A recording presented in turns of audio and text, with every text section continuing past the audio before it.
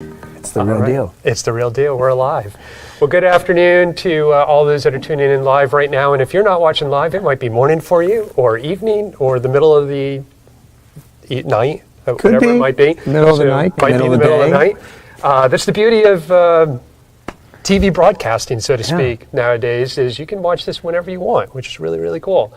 So whenever you might be watching, whether at 3 p.m. or 3 a.m., we're so thankful that you joined in. Just don't watch while driving. That's all we ask. Oh, yeah. We definitely... especially if you're driving in short pump right now. Do not. Exactly. Yeah, short pump is a dangerous place this time of year. Anywhere near any mall. Yes. So, Shane, we're back again after a couple weeks break.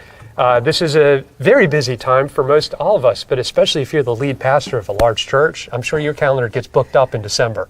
Yes, sir. It's a fun time, too. Yeah, it's a very fun time, and pastors of churches all over the world know this is a great opportunity, so pedal to the metal. Absolutely. Because we're just so excited. People begin to come into church and take part in great opportunities like Christmas productions. Right. We just finished up our glorious Christmas nights here, and it was awesome. Now we're heading into a special Christmas service this Sunday, and then our Christmas Eve, and then New Year's, but our Christmas Eve services at 12 and 6 on Christmas Eve. We're really excited about it. It's a great season. Yeah, absolutely. And we've had an awesome series as well. They're always awesome. So thank you so much for that.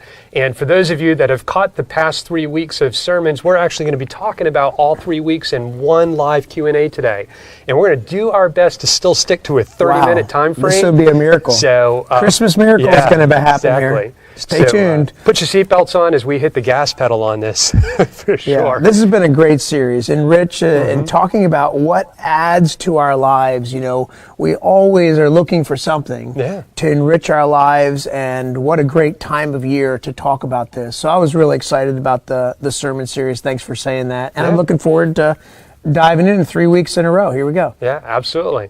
So I just want to put out the invitation to all of you that are watching live. Of course, feel free to use the comments area to post any questions that come to your mind while we're with you, and we'll certainly pass those along to Shane so he can answer on the spot. And even if you're watching this on demand at a later point in time, you can still feel free to use the comments area to get your questions in, and we will be certain to get those to Shane so that he can go ahead and reply at a later point in time as well. So Shane, let's go ahead and hit right into it. Yeah, we got some good questions already. So. Yes, we certainly do, and we're going to start with the sermon that was on time, where you talked about how we can enrich our lives and the lives of others through the gift of time. And so my first question for you is, you had mentioned in your sermon that it's important for us to leverage our time for God's purpose. Yeah. But I'm curious, for those that are watching and myself that may not fully understand what you mean by that, what does leveraging our time for God's purpose look like? And how do we have an eternal view of time with all the now stuff we need to take care of every day?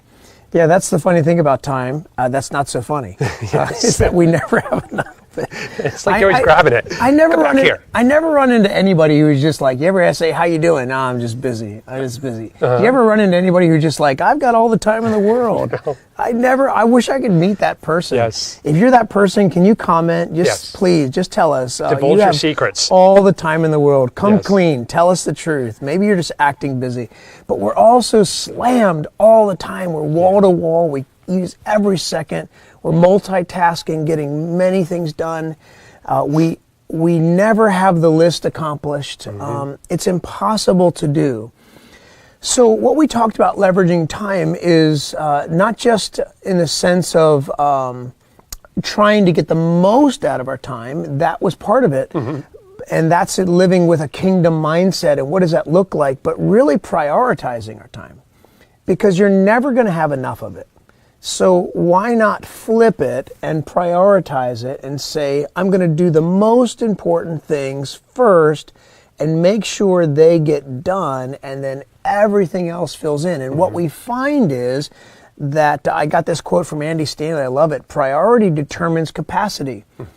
That what we find is when we make our priorities the things that are most important, and we make everything else fill in miraculously, we still get the same amount done that we would have gotten done. Now you may say, the list never ends. Well, the list is never going to end anyway. So why not flip it, leverage it, prioritize?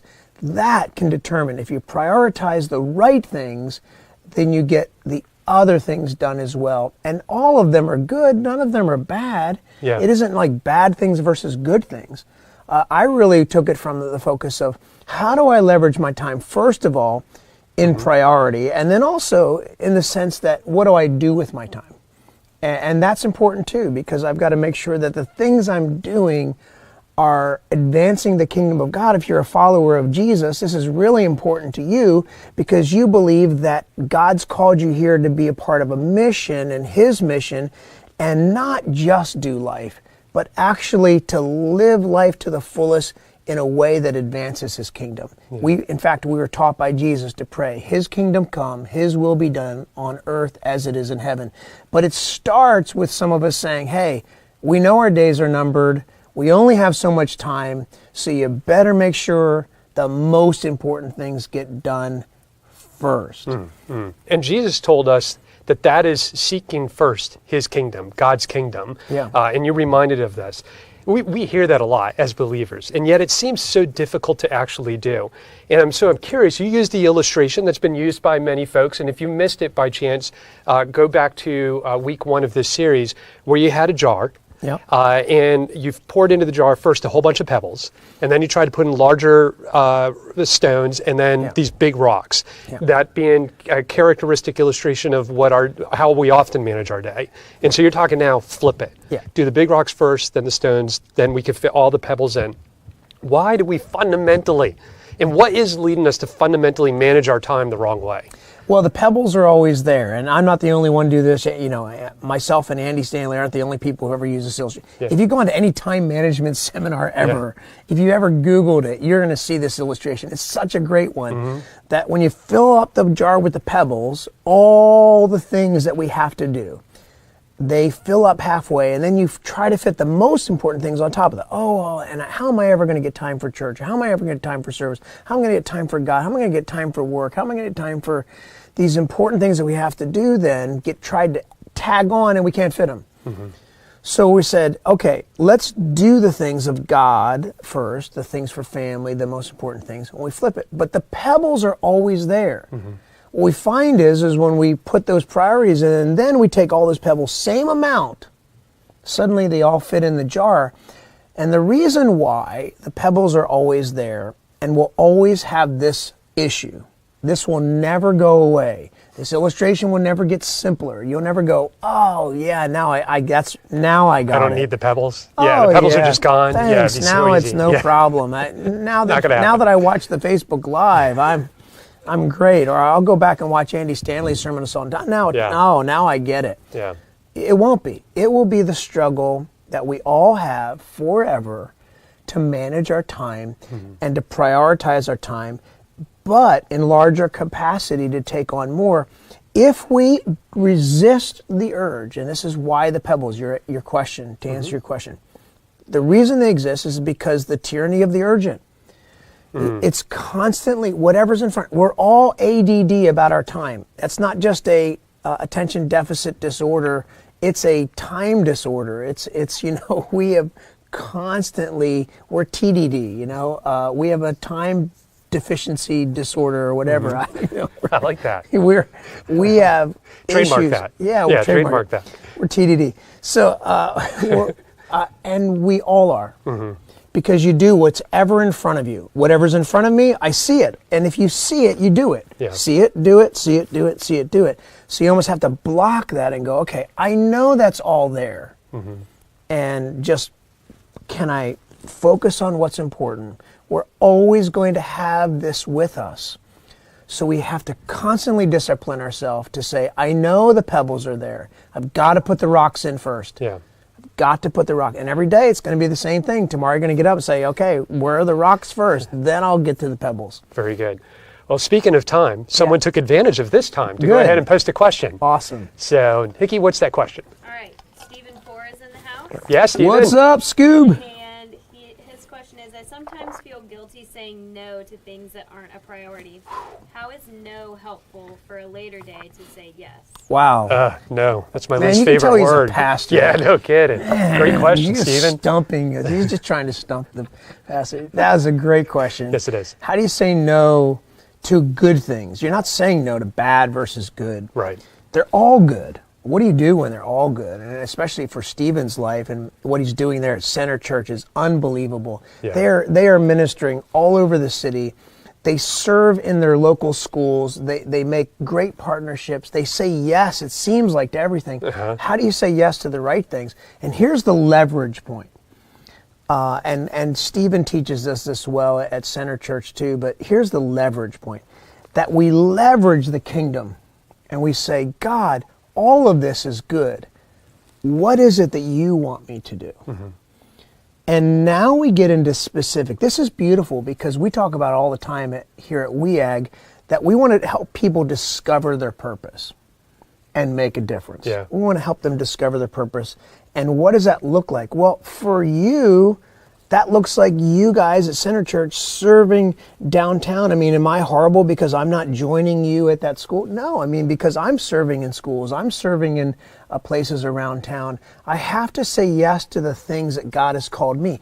This is when, if we're all listening to the same voice, God's not going to mess up and send us all to the same place. Right. You know, he's not that kind. He's a better manager than that. Okay. Why is everyone over here? Yeah, I think maybe everyone's over here because they're not listening. Yeah. Because God's a pretty good manager of his kingdom. And he's sending his people out all over the place. And maybe your place is a unique place that I could never get to, but you can get there. And every one of us has a unique place that God can bring his kingdom because you're there. So we really have to know what part of the body we are, You better right? know what part of the body Yeah. and what part of the world Yeah. you're in. People who are watching, we've learned people from all over the world watching videos that we're producing here on our Yeah. YouTube channel and different. It's like, you know, they're in a specific place. I love that passage in Hebrews that says that God ordained you and put you in the place and time. You could have been born in any time, but you're in this age right now. You're a millennial, or you're an Xer, or you're a boomer. You were put in the generation you are to make a difference, and you've got to know your purpose. You got to be listening. We all have to be listening to the same voice, so that we can pray that prayer and be advancing the kingdom of God wherever we are. And we say yes to the things. They're all good things, but we only say yes and focus on the things that God is drawing me to. So just like my time, put the rocks in first. I would say this, add this. Start with a question. Before I say yes to everything, let me ask God. Just like you would at work in your manager, you know, go and say, you know, that sounds like a great thing. If you start saying yes to everybody in the whole building, you end up doing a whole bunch of things, but your boss is like, I don't think I wanted you to do half of that stuff. Yeah. Hey, let me go check. Let me go check with my boss. Let me go check and see. I think those of us who serve Jesus, we just want to check with Jesus and let him be the one who's managing the kingdom and sending us. So start with a question. Great. Remember that. Ask the question first. Excellent. And Shane had much more to say about time in the sermon on this topic. So again, I invite you, if you missed that, check out week 1 of Enrich on our YouTube channel at WEAG TV, WEAG TV.